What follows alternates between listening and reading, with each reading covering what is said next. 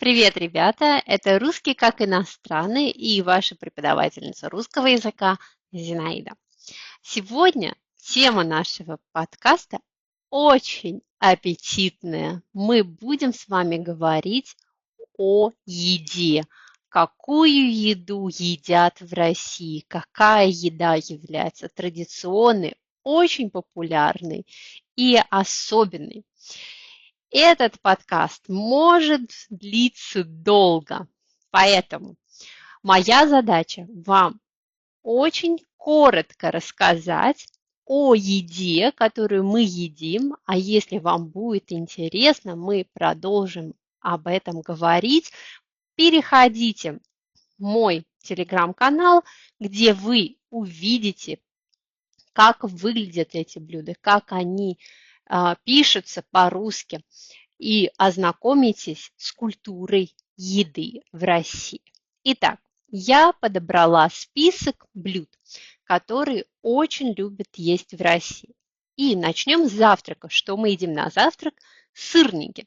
Сырники делают из творога. Это традиционный завтрак. Его подают со сметаной, с джемом, с вареньем, со сгущенкой, да, очень часто.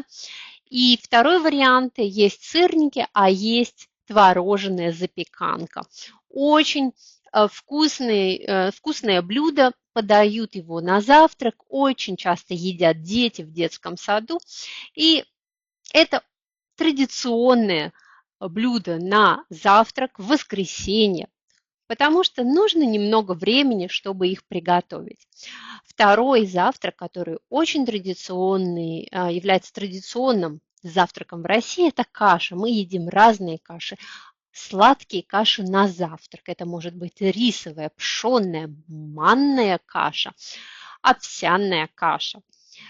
Тоже традиционно дети в саду едят ее, и считается, что это углеводное блюдо, которое дает вам энергию утром.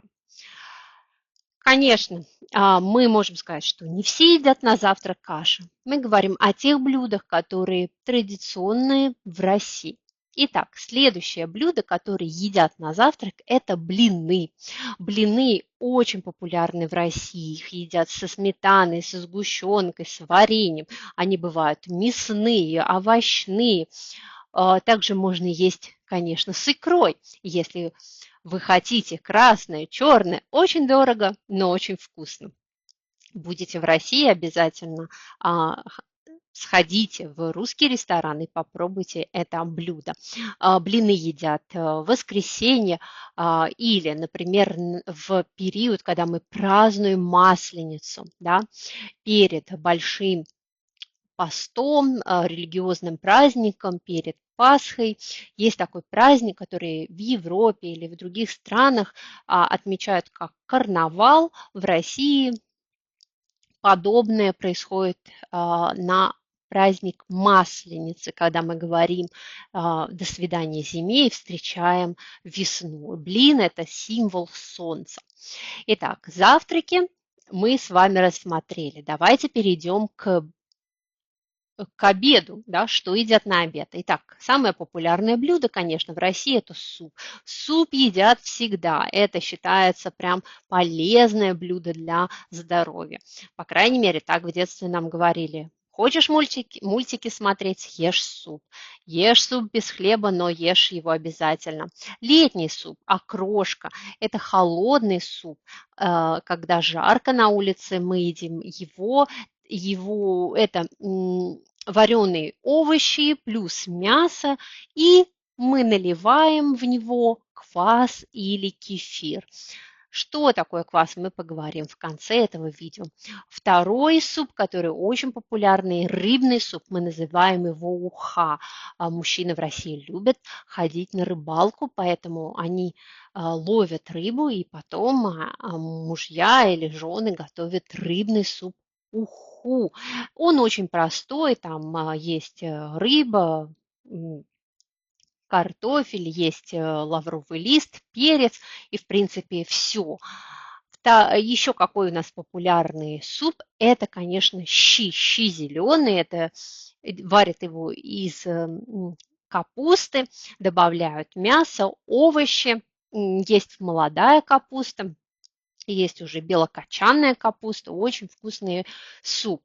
Я помню еще в детстве я пробовала суп из крапивы, щи из крапивы. Крапива – это такое растение, которое жжет, да, и если ударят им, такое наказание тоже было давным-давно, то у вас появляются волдыри, да, называется крапива, такое неприятное растение.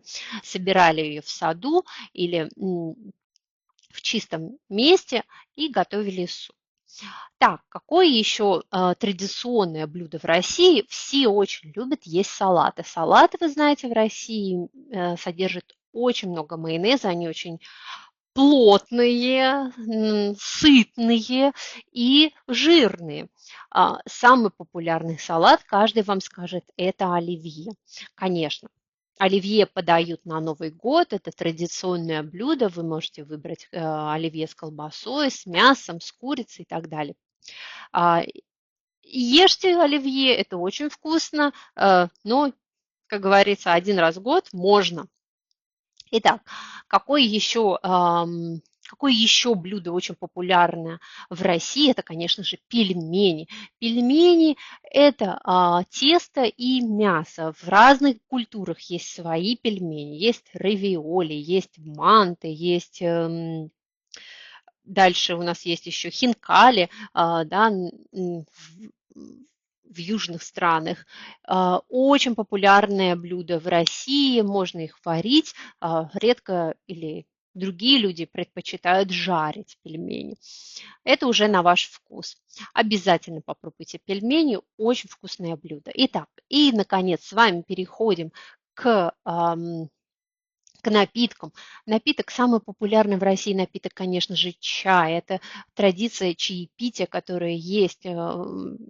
Очень мы любим чай пить с вареньем, после бани, с ушками и другими сладостями.